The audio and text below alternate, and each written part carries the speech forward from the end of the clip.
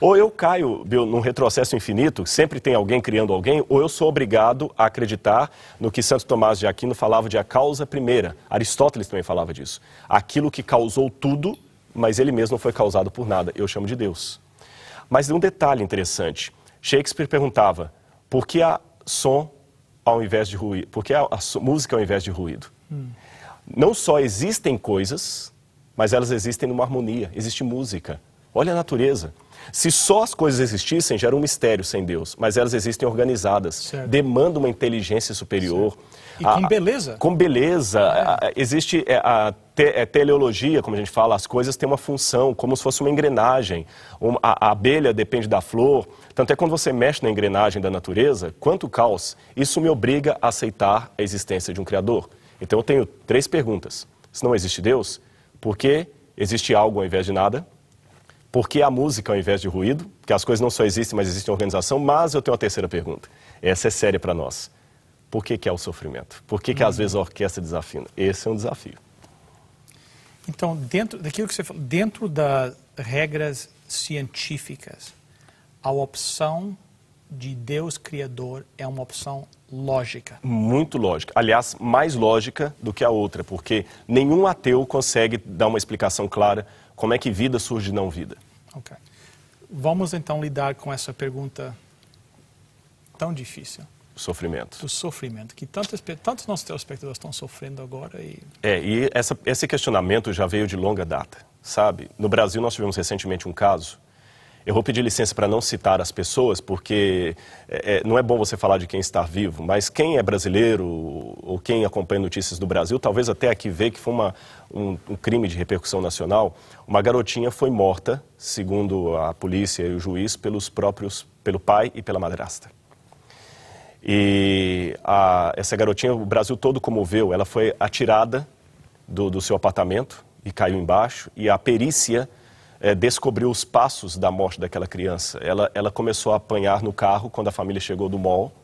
Ela começou a apanhar no carro. Ela foi espancada, tinha sangue no carro. O pai dela a jogou no chão quando chegou no apartamento. Ela quebrou uma parte do cóccix. Depois o pai a jogou da janela. Ela bateu com o pulso, quebrou o pulso. Ela não morreu na hora, ela sofreu muito. E alguém pode perguntar, onde é que estava Deus? Deus assistindo aquilo tudo ali passivo? Como é que nós podemos vir à televisão, não está escrito, falar de um Deus de amor quando essas coisas acontecem? Na antiguidade já havia o chamado trilema, um antigo trilema de Epicuro, atribuído a Epicuro. Esse trilema colocava o seguinte problema: se Deus existe e é todo-poderoso, por que existe o mal? Parece que uma coisa anula a outra. Veja bem, nós dizemos que Deus existe e é amor. Certo. E Ele é todo-poderoso. Mas existe o mal, então uma coisa anula a outra. Se Deus é amor, por que Ele não impediu o mal de existir? Se Ele é todo-poderoso? Se Ele é todo-poderoso, ou Ele não é amor, ou Ele não é todo-poderoso. Ou Ele pode fazer alguma coisa, mas não fez, ou Ele não podia. Certo. Como é que nós resolvemos isso? Em primeiro lugar, vamos colocar como a Bíblia apresenta. Há uma confusão muito grande, Bill, entre ser todo-poderoso e poder fazer qualquer coisa. Se Deus pudesse, telespectador, criar a terceira margem do rio, ou um círculo quadrado, Deus não seria todo-poderoso, Deus seria ilógico. O primeiro ponto é esse. Bom ponto. As pessoas querem transformar um Deus ilógico em um Deus todo-poderoso. Deus é todo-poderoso dentro do caráter dele. Mas tem um monte de coisas que um Deus todo-poderoso não pode fazer. Deus não pode mentir. Deus não pode pecar. Deus não pode trair. Deus não pode se arrepender. Tem um monte de coisas que Deus não pode fazer. E Ele é todo-poderoso. Então, repito, ser todo-poderoso não é ser ilógico. Se Deus quebrasse as suas leis, criasse um quadrado, um círculo quadrado, Deus seria ilógico, seria louco, Ele não seria todo-poderoso. Primeiro ponto é esse. Segundo ponto, quando Deus criou as criaturas do universo, a Bíblia fala que Deus criou todas livres. O que é ser livre? É poder escolher entre 2 caminhos. Certo. Mas para organizar esse universo, Deus colocou suas leis, as suas regras. Em filosofia, nós temos uma matéria chamada metafísica, que diz que tudo que existe de 2 maneiras. Você tem a coisa existente em projeto, em potência, possibilidade, ou ela existe em realidade, em ato. Okay. Por exemplo, eu não tenho netos. Os meus netos existem em potência. Tá certo? Não tem como agora eu pedir no seu programa oração pelos meus netos. Certo. Você também não tem netos, eu presumo. Não adianta agora orar pelos seus netos. Os seus netos não podem acontecer nada com eles. Porém, eles existem em potência, porque você existe. Certo. Agora, como é que eu poderia impedir a existência do seu primeiro neto? Bom, eu tenho algumas opções. Eu poderia matar você. Certo. Okay. Eu poderia impedir que você tivesse até os seus filhos. Mas não seriam boas opções, né, Bill? Você está me tratando tão bem aqui. Quando Deus criou criaturas livres, a possibilidade do mal passou a existir. E antes que alguém fale em casa, então Deus é o culpado por isso, eu pergunto diferente, quem pagou o maior preço quando o mal se tornou existente? Certo. Como é que a possibilidade do mal passou a existir? Porque as pessoas podiam escolher entre o bem ou o mal. Mesmo antes do ser humano ser criado, isso vale para anjos, para seres de outros mundos não caídos, que eu acredito que Deus tenha outras civilizações em outros universos. Como é que Deus fez então? Deus criou os livres. E entre esses surgiu um anjo chamado Lúcifer, que resolveu transformar o mal de potência em Realidade, ato. certo. Em ato. Em ato. Aí alguém pode me perguntar, por que Deus não impediu Lúcifer então de surgir, se Deus sabia tudo isso? Porque Deus é honesto demais para fazer isso. Deixa eu fazer uma comparação, Bill. Eu disse aqui para os telespectadores que eu sou um professor. Suponhamos que eu chegasse no primeiro dia de classes e dissesse aos meus alunos, todos aqui têm a liberdade de escolher se me querem ou não como professor de vocês. Eu vou passar uma lista e vocês podem avaliar a minha aula para dizer se gostaram ou não de mim, se querem ou não fazer o meu curso tendo a mim como professor. Certo. E eu prometo que a resposta que vocês derem será levada à diretoria da escola. A princípio, os alunos ficarão contentes, pensarão, puxa vida, que professor bacana, ele deixou nós optarmos. Certo. Mas eles não sabem que lá atrás, escondido, eu separo apenas aqueles que me deram nota máxima. Os outros eu jogo no lixo e entrego para a direção da escola apenas as avaliações dos alunos que me apoiaram. Certo. E dou a falsa impressão que todo mundo me quer, quando isso não é verdade. Se Deus deixasse vir à existência apenas aqueles que ele sabia que não iriam contra a vontade dele, Deus estaria sendo um hipócrita. Ele diria, todo mundo tem o direito de me escolher, mas só virá à existência quem não optar pelo mal. Aí alguém pode falar, mas quem ia saber disso? Deus sabe, isso basta. Deus não é aquele que obedece apenas quando está todo mundo vendo, Deus não duela com o seu caráter. Mas Deus tem uma facilidade, Bill, maravilhosa. Deus consegue tirar bênçãos daquilo que ele não desejou. Imaginemos que eu tenha nesse momento, me assistindo aqui, alguém que seja fruto de um estupro.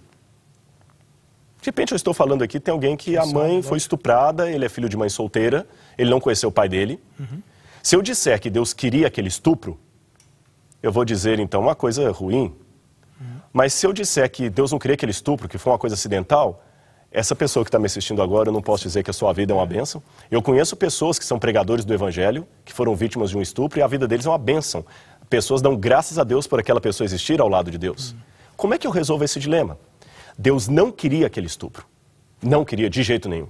Mas uma vez que aquele estupro aconteceu, Deus escolheu o espermatozoide certo, o óvulo certo, para gerar uma pessoa que podia ser uma bênção, o fruto de algo que Deus não desejou. Certo. Então, mesmo que você seja fruto de um estupro, Deus não desejou aquilo que trouxe você à existência. Mas uma vez que aquilo aconteceu, Deus transformou você numa potencial bênção para a glória dele. Aceite isso. Então, mesmo que as pessoas não desejaram, você não é um acidente. Minha mãe sempre dizia, Deus escreve direito por linhas tortas. Né? Exatamente. Ou linhas que aparentemente estão tortas. Ele consegue endireitar. Endireitar as linhas. Lúcifer, então, trouxe o pecado à existência. Deus não queria aquilo. De jeito nenhum, como não queria o estupro. Mas uma vez que aquilo aconteceu, Deus tirou dali uma bênção. Sabe o quê? Imaginemos que Da Vinci, antes de pintar a Mona Lisa já existia como potência, não existia? Naquela comparação? Como possibilidade, a Mona Lisa existiu enquanto Da Vinci existiu. Agora eu pergunto, Bill, como eu posso destruir a Mona Lisa sem destruir Leonardo da Vinci? Tem uma chance. Eu permito que Leonardo da Vinci pinte a Mona Lisa e depois eu a destruo. Certo. Ele pode fazer outros quadros, mas aquele nunca mais. Uma vez que o mal agora se tornou um ato e não era mais uma potência, agora Deus pode destruí-lo. E Deus o destruiu. Sabe como? Na cruz do Calvário. Quando Cristo incorporou em seu próprio ser todo o mal praticado. Ele pagou o preço. Então, quando me perguntam por que Deus não fez nada para impedir o mal de ver existência, eu pergunto, quem pagou a conta? Certo. Foi ele pagou a maior conta. E hoje, se eu posso vir a esse programa de televisão e falar de esperança em meio ao caos, é porque Deus pagou a conta do mal. a história que eu contei da pequena menina morta no Brasil, onde é que estava Deus quando tudo aquilo aconteceu? Eu digo, não se dá para conhecer toda a história quando você vê apenas um capítulo do filme. Leia o livro todo. Se eu pegar um livro apenas, Bill, e ler só uma página, eu não vou entender a história. Lógico. E eu quero terminar minha parte aqui, porque o nosso horário já está esgotando, dizendo uma coisa, para você pensar em casa.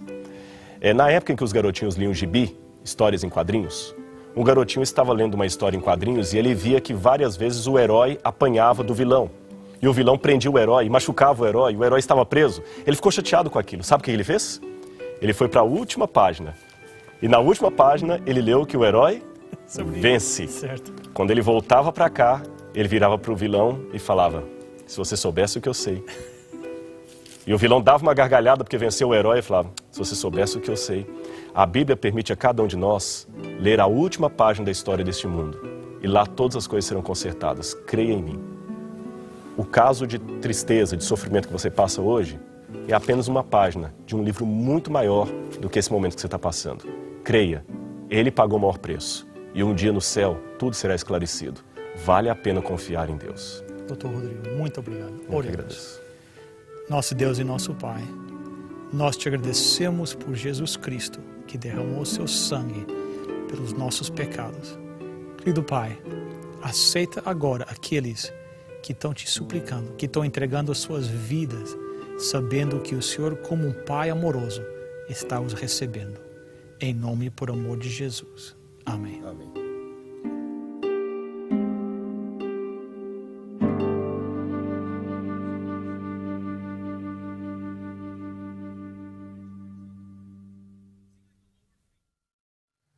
Bem, chegamos ao final de mais um programa. Doutor Rodrigo, muito obrigado. Que Deus continue abençoando o senhor. Amém. Muito obrigado. Nosso amigo telespectador, muito obrigado também por vocês fielmente assistir nosso programa. Lembre-se do website, está escrito.ca. Você pode ver esse programa de novo lá. Também tem o link do programa do Dr. Rodrigo lá no Brasil, Evidências. Você pode mandar os seus pedidos de oração e, se for movido pelo Espírito Santo, uma oferta para o nosso ministério. Se Deus quiser, na próxima semana vamos estar juntos mais uma vez. Até lá, lembre-se, está escrito, nem só de pão viverá o homem, mas de toda a palavra que procede da boca de Deus.